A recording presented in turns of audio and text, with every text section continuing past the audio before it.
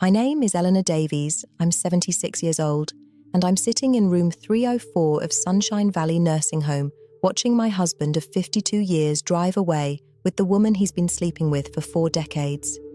He thinks he's finally free.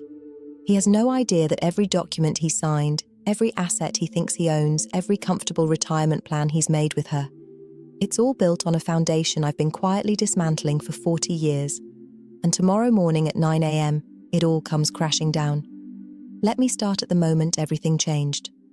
October 15th, 1985. I was 36 years old, married for 12 years, mother to 2 beautiful children, Michael, 10, and Sarah, 8. Richard was a rising star at Patterson & Associates, an accounting firm downtown. We had a nice house in the suburbs, a golden retriever named Buddy, and what I thought was a solid, loving marriage. That Tuesday afternoon, I decided to surprise Richard at work with his favourite lunch, pastrami on rye from Kaufman's Deli. He'd been working late so many nights, and I wanted to do something nice. I wanted to remind him that even with 2 kids and a mortgage, we were still us. I walked into his office building at 1:15 p.m., carrying the brown paper bag with his sandwich, a pickle, and a slice of cheesecake.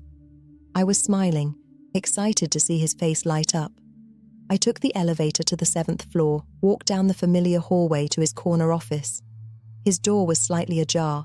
I heard voices inside, his voice and a woman's I didn't recognize. I was about to knock when I heard her laugh. Intimate, warm, the kind of laugh that doesn't belong in a professional setting. "Richard, we can't keep doing this," the woman said. "Someone's going to find out eventually." "Eleanor never comes to the office," Richard replied, "and even if she did, she trusts me completely. She'd never suspect a thing." I stood frozen in that hallway, the lunch bag growing damp in my sweating hands. "But what about long term?" the woman pressed. "I love you, but I'm tired of being a secret. When are you going to leave her?" There was a pause. Then Richard said something that burned itself into my brain forever. "Patricia, you know I love you, but Eleanor is the mother of my children. I can't just walk away from that. Not yet. The kids are young. Give me time. Maybe when they're older, when they're in college, we can figure something out. For now, this, us, it's enough. It has to be." I heard movement, the sound of a kiss, then footsteps coming toward the door. I ran. Down the hallway, into the stairwell, down 7 flights of stairs in my sensible pumps, clutching that damn paper bag. I sat in my car in the parking lot for 20 minutes, crying so hard I couldn't see. Then I drove home, threw the lunch in the garbage, and sat at my kitchen table trying to understand what had just happened. Richard Davies, my husband, the father of my children, the man I'd trusted with my whole heart, he'd been having an affair with someone named Patricia, and he had no intention of stopping. That night, Richard came home at his usual time. He kissed my cheek, asked about my day, played with the kids before dinner. Over pot roast and mashed potatoes, he told a funny story about a difficult client. He was charming, attentive, normal, like he hadn't spent his lunch hour with his mistress, planning a future that didn't include me. I smiled. I laughed at his story. I cleared the dishes, and I said nothing, because in those 20 minutes sitting in my car, I'd made a decision. I could confront him immediately, blow up our lives, put my children through a divorce while they were still young. Or I could be smart, patient, strategic. I could wait. That night, after he fell asleep, I padded into his home office and opened the drawers I'd dusted 1,000 times. I catalogued our life, bank statements, tax returns, deeds, insurance, retirement plans. I enrolled in night classes, accounting, finance, real estate law. Under the banner of personal enrichment, I opened a safety deposit box across town, bought a cheap copier, and learned to move money the way steam slips through a room, quietly, invisibly. $20 here, $50 there, never enough to trigger suspicion. I kept a ledger of late nights and business trips, the cologne of a stranger's perfume, the way guilt sits like a wrinkle at the corner of a mouth when someone lies and thinks you're too gentle to notice. Years taught me that Richard's greatest talent wasn't numbers. It was underestimating me. I learned his rhythms, and I learned the rules. I became the wife who took an interest in our financial future, curious, proud of him, helpful with forms he found tedious. And slowly, I rewrote the story he thought he owned. In 1987, I got the house deed restructured for taxes, quietly granting myself survivorship and unilateral decision rights. In 1992, when an inheritance arrived, I opened 5 investment accounts, 3 with me as the primary holder. In 1998, when he first floated the word divorce, I cried full-bodied tears and bought us 12 more semesters of tuition and time. In 2003, I tucked the Florida vacation home into a trust, one with me as trustee and primary beneficiary.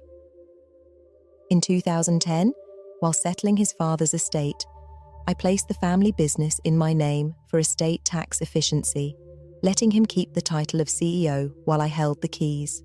I perfected the performance, the smiling spouse at company parties, chatting with Patricia, by then a vice president, about charitable drives and holiday plans, while I watched their glances zip across conference rooms like birds that never learned the danger of windows. I was friendly, I was forgettable, I was everywhere. By 2015, I wanted more than signatures. I wanted proof. Janet, a private investigator with a librarian's smile and a hawk's patience, delivered it. Photos in Cabo, receipts for sweets and wine, message logs, email archives.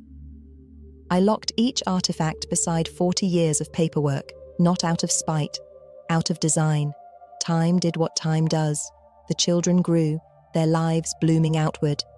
Michael became a lawyer, Sarah a doctor. They loved their father. I wanted that to remain true as long as it possibly could. Richard retired at 68 and told me he was ready to savor his years. He meant with Patricia, he still hadn't solved the problem of me, how to shed a wife without shedding the wealth. He didn't know there was hardly any wealth he could shed without my permission. He didn't know the walls I'd built looked like windows from the inside. This year, he tried something new. He started composing a fiction, that I was forgetting things. He enlisted Dr. Morrison, his golfing buddy, to nod in clinical concern. He floated assisted living and said Sunshine Valley with the gentle firmness of a man who believes he's found the perfect solution. He said it wasn't a nursing home. He said it was safer. He said he was worried. I let him say it. I let him drive me to tour a pleasant room with soft curtains and nurses who called me dear. I let him slide admission forms across our kitchen table and call them waitlist paperwork. I read every line and signed anyway. He had packed my carefully chosen belongings. He kissed my cheek and promised weekly visits. In the parking lot, Patricia waited in his car. She didn't hide. Why would she? After 40 years, victory must have felt inevitable. I watched them drive away and picked up the phone. "Thomas," I said to my lawyer, "it's time. Tomorrow at 9 a.m., a great many things will happen at once. A court will receive a divorce filing on grounds of adultery, accompanied by exhibits numbered and tabbed. Photographs, affidavits, billing records, travel receipts, message logs, investigative memos. Patterson and Associates will receive a dossier addressed to its ethics committee, detailing misuse of company time and resources by Vice President Patricia Hendricks over a span of decades. The board of the manufacturing company will receive notice from its owner, me, terminating its CEO Richard Davies effective immediately, with an interim management plan already in place. The county clerk will process updated instruments confirming my sole authority over the primary residence. A notice to vacate will follow, courteous but firm. The Florida Property Trust will lock 3 investment accounts, aggregate value $2.4 million, will remain inaccessible to him without my signature. The country club I never liked will have its membership revoked under my name, as will the boat he never properly learned to dock. And then the envelope for the IRS, the heaviest one. Inside, a ledger of off-the-books consulting income totaling roughly $800,000 over 20 years. Corroborating emails. Contracts executed in hotel conference rooms. Transfers washed through shell accounts he thought were clever. With penalties and interest, the numbers will metabolize into pain. Whether the pain is civil or criminal, I don't decide. I only set the table. Patricia, for whom patience turned into prophecy, will learn a truth she never planned for. That the investments he bragged about belong to other people. That the trust fund he waved like a flag exists only as an echo. That retirement, that promise they polished for decades, is built on assets titled to a woman she dismissed as irrelevant. By afternoon, Richard will have no job, no home, frozen access to the accounts he counted on, and a government letter that hums with consequence. He will say it's unfair. He will call me ruthless. He will forget, because men like him always forget, that fairness isn't what he practiced for 40 years. Ruthlessness is only cruelty when it's undeserved. As for me, I will sign myself out. I was never admitted as a patient. It was a trial stay, a brief performance to let his plan finish unspooling. My car keys are in the top drawer of the nightstand.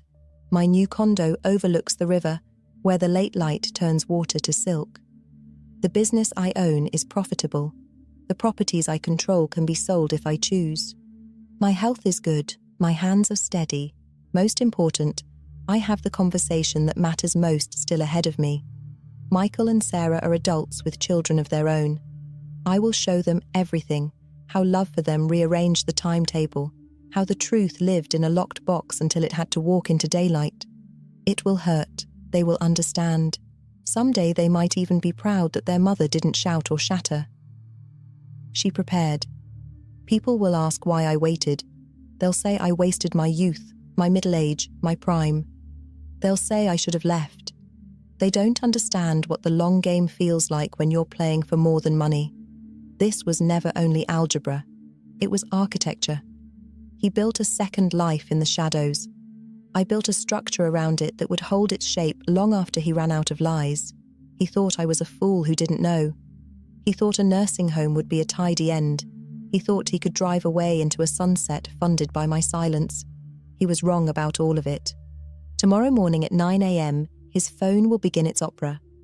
The lawyer who can't fix it, the board chair who won't, the accountant who sounds nervous, the partner who sounds furious, the government letter that doesn't sound like anything at all until it does.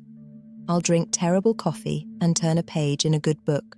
When the calls come to me, I may answer, or I may let them ring. And then I'll roll my small suitcase down the hall, sign the last form at the front desk, and drive across town to a front door with my name on the deed. I will open a window to the river, breathe in air that smells like rain and metal and distance, and step into a room arranged exactly how I like it.